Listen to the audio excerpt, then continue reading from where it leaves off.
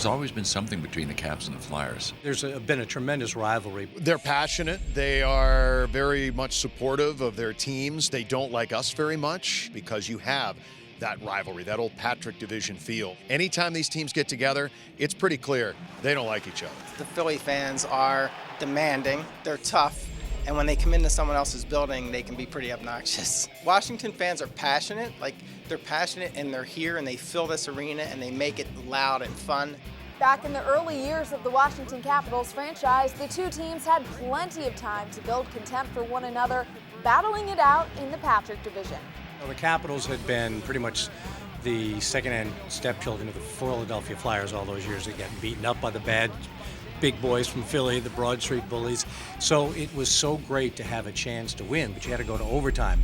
And then there was the Dale Hunter goal against the current general manager of the Philadelphia Flyers, Ron Hextall. I was in the broadcast booth doing color with my original partner, Mike Fornes.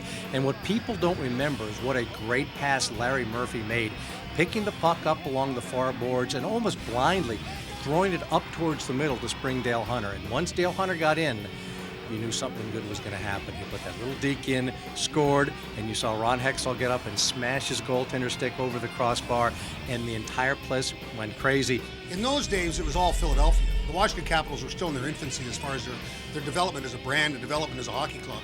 They had a rough start back in the 70s, then all of a sudden here they are in the 80s, and they're getting better, They got some real good players, and that series for them was huge. Fast forward to 2008. The two teams met again in the Eastern Conference quarterfinals.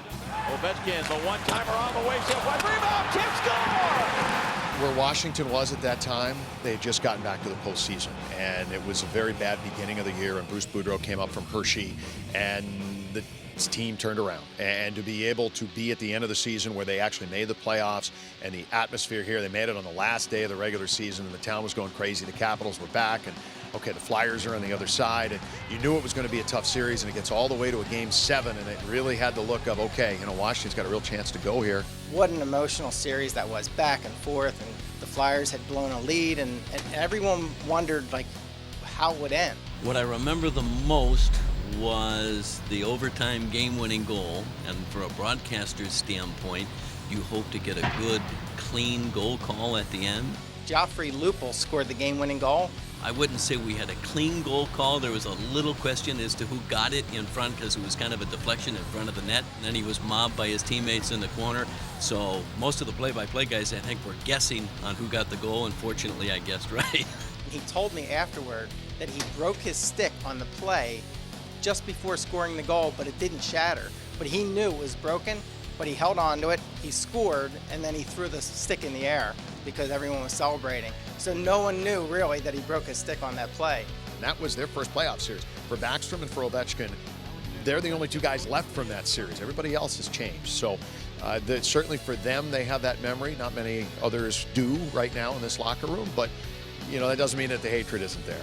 Animosity between the two teams isn't limited to the postseason. Early in 2013, the Capitals were up 6-0 in Philadelphia when all-out mayhem broke out on the ice. What I remember about that game is the Flyers lost badly.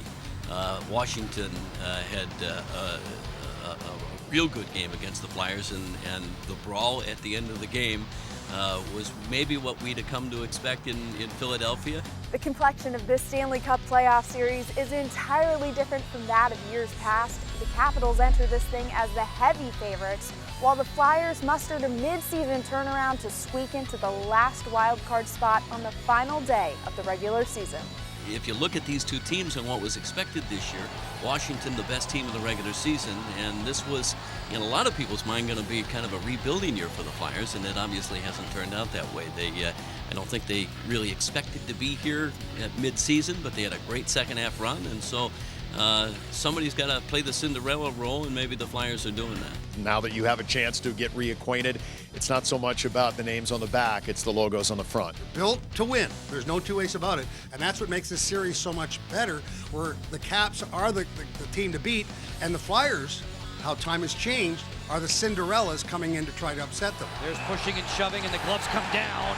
It's Wilson and Simmons. Yeah, he didn't waste any time. Simmons knew he was going to be called on, and This is a good rock'em sock'em fight. Obviously, the fans love that part of it and gets the energy going in the building. And it's always good to see a Flyer and a Cap going at it. It's a rivalry that goes back, and definitely no love lost there. Everything's on the line now. The Flyers are the underdog, and they know it. But that also puts them in a pretty good position. There isn't much of an expectation for them. They get the momentum rolling, then suddenly they got a chance to shock the world, and that's when things can get a little heated. If rivalries are born from playoff series, there is certainly no love lost between Washington and Philadelphia. For Monumental Sports Network, I'm Haley Milon.